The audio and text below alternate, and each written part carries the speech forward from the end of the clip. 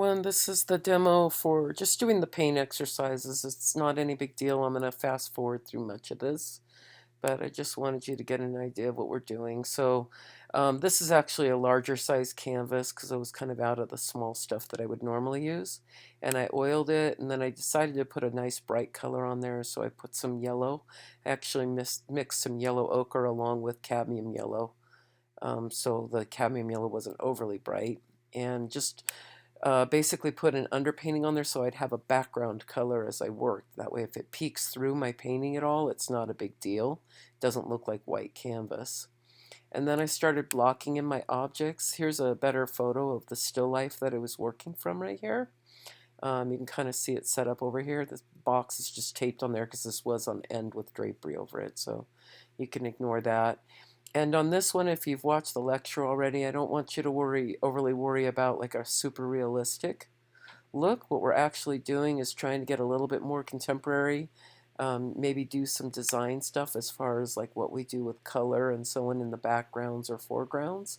I'm not going to necessarily paint it so it looks like this. I used my colors of these objects to reference what I finally did with my painting, but I'm not trying to render this. I decided that the green and blue would be nicely balanced if I used a desaturated violet in there.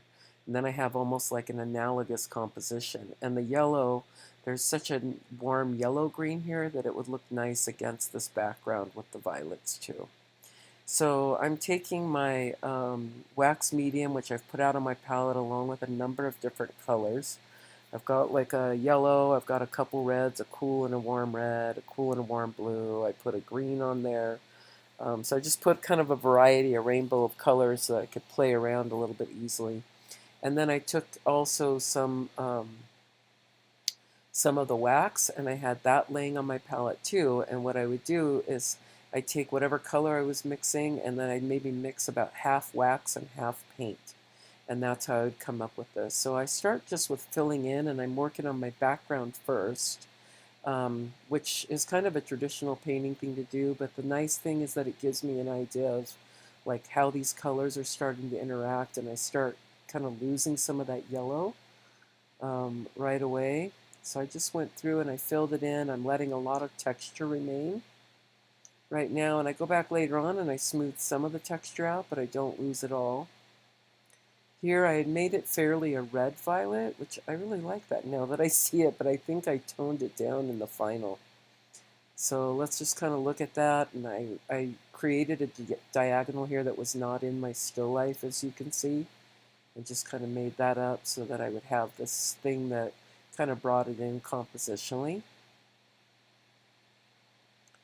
And this is where I started lightening it, and I let some of that red purple stay behind as some of my shadows, which I added a little bit of blue into later. So I moved to using a brush for some of this, but I'm still trying to work very thickly with the paint.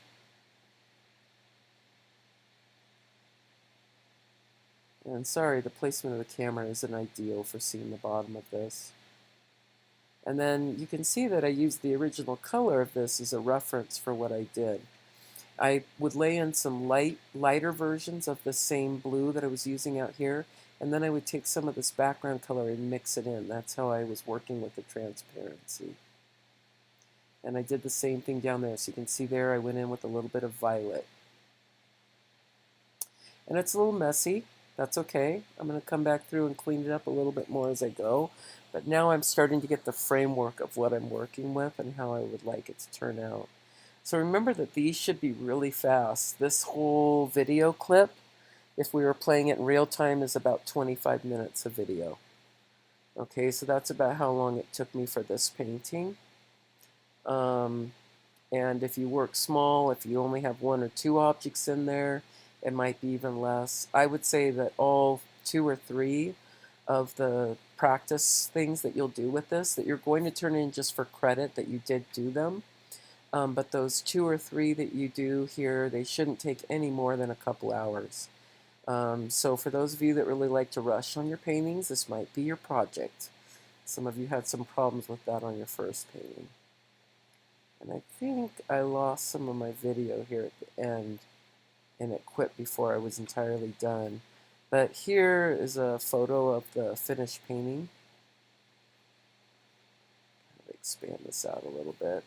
So you can see some of the color reference. Let's get rid of this and pull up the photo. So you can see some of the color reference.